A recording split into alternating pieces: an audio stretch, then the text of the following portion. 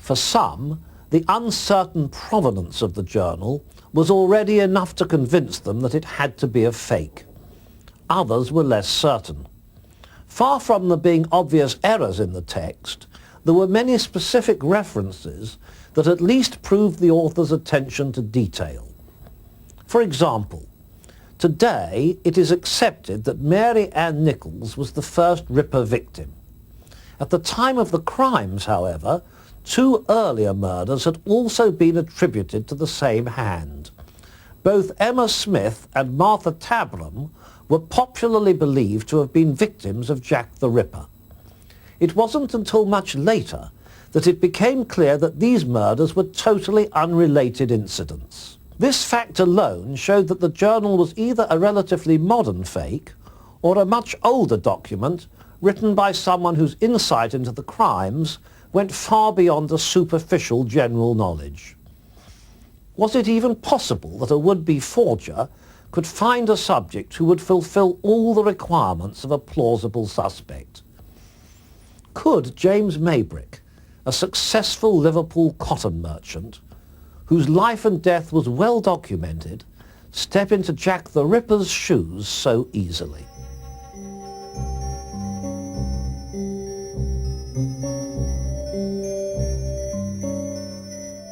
It was in the early hours that Mary Ann Nichols made her way towards Bucks Row in search of 4pence, the price of a bed at her lodging house.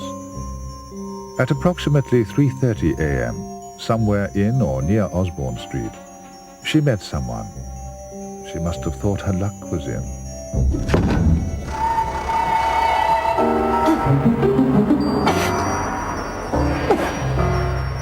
There was a flash of steel, and 2 deep slashes severed her windpipe. Her attacker then turned his attention to her abdomen. Lifting her skirts, he stabbed her vagina and tore at her stomach with a deep, jagged thrust which reached far enough up to cause her bowels to protrude through the wound. Within minutes of the attack, the body was discovered, but her murderer had already slipped back into the shadows, and Whitechapel was about to become a part of British criminal history.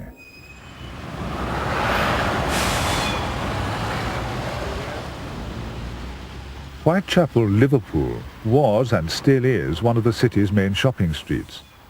To the author of the diary, however, it represents something else. Foolish bitch.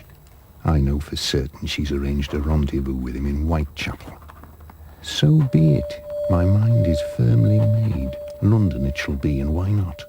Is it not an ideal location? Whitechapel, Liverpool, Whitechapel, London. Ha ha. No one could possibly place it together. But the choice of murder sites did not rest solely on the author's desire to play games, as Shirley Harrison discovered.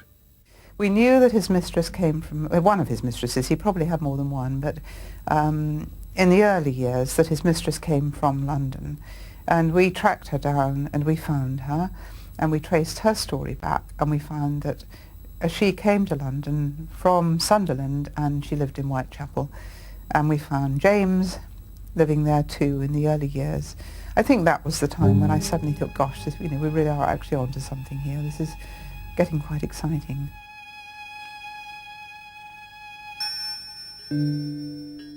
The public face of James Maybrick was that of a successful businessman and a perfect gentleman. A business colleague spoke of him as one of the straightest and most upright men in a business transaction I have ever known. Another described him as the perfect host. Another remembers him being particularly kind and protective towards his children. But the truth that lay behind a heavy drape of Victorian double standards told a very different story.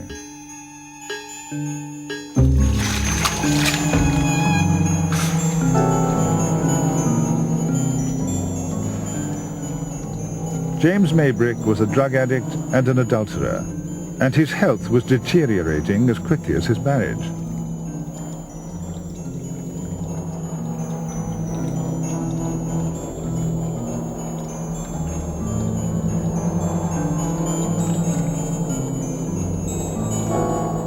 The commonly held belief, however, was that Florence had first met her future lover, Alfred Brierly, in December 1888, too late to provide the suggested motive for murder. In fact, they met in '87, a whole year before it's generally supposed they met. So by the time the diary begins, which we've worked out to be probably March 88, they were already great friends. Yet again, the diary had shown itself to be historically accurate, and the possibility remained that we were stepping inside the dark and distorted mind of the real Jack the Ripper for the first time. I will not allow too much time to pass before my next. Indeed, I need to repeat my pleasure as soon as possible.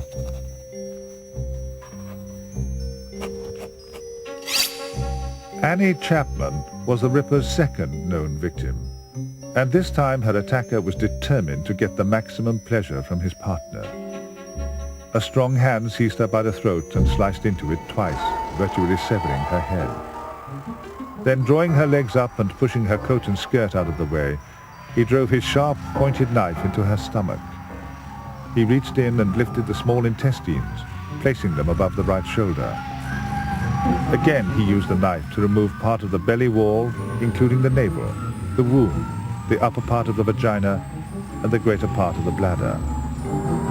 Grotesque as this murder was, the writer of the diary had one or two more images to add to the nightmare. I took some of it away with me. It is in front of me. I intend to fry it and eat it later. Ha, ha. It has taken me 3 days to recover. It did not taste like fresh bacon, but I enjoyed it, nevertheless. She ripped like a ripe peach. I will not feel guilty. It is the whoring bitch to blame, not I. I've left the stupid fools a clue which I'm sure they will never solve. Once again I've been clever, very clever. 1 ring, 2 rings, a farthing, 1 and 2.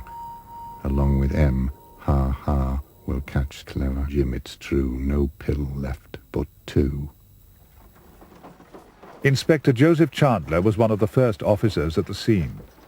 Apart from a leather apron that belonged to the son of one of the tenants, Chandler discovered a piece of screwed-up paper and a piece of torn envelope. The paper contained 2 pills, and on the envelope, written in a man's hand, the letter M. At 6:30, the body was removed. It was now that he noticed the contents of the deceased's pockets, which were lying in an apparently neat pile. Popular accounts exaggerated the find as a pile of rings and coins. And although 2 brass rings had been wrenched from her fingers, the rest of her meagre possessions amounted to no more than 2 combs, a piece of coarse muslin, and, almost certainly, 2 farthings. 1 ring, 2 rings, a farthing, 1 and 2. An interesting factor about his relationship, for example, with his wife. He tells us when he's thinking of the children that he's going to force out all thoughts of the children and just think about his wife when he's actually going to do the killings. So naturally one would expect that the victims, the more akin to his wife, the more they look like his wife, the more they resemble her, the more they would be a suitable victim. And yet here he is in one of the killings where he tears the rings off the fingers because they remind him of his wife. Part of him that feels sexually aroused by his wife is in love with his wife, and yet part of him hates. And if the victim is too close to his wife, there's too much a reminder of that, then his feelings become confused. What he's really looking for is an object that he can just vent pure anger. Whoever Jack was, he was beginning to take more and more risks with each new exploit. The ferocity of his latest attack had increased dramatically, and its very audacity gave notice of a killer with an ever greater craving for blood. The journal, too, would have us believe that James Maybrick was on an emotional roller coaster ride to hell, and each page was bearing testimony to a tortured mind running out of control. Others were not so sure. Well, we know what he took from Annie Chapman. The Ripper took from Annie Chapman her uterus and her bladder. I consulted butchers and a chef, and they all confirmed that it would be physically impossible to eat a uterus by simply frying it. Cannibalism is one of the commonest aspects of sex crime. Happens again and again. I would say that one of the most interesting modern parallels with Jack the Ripper is Chikatilo.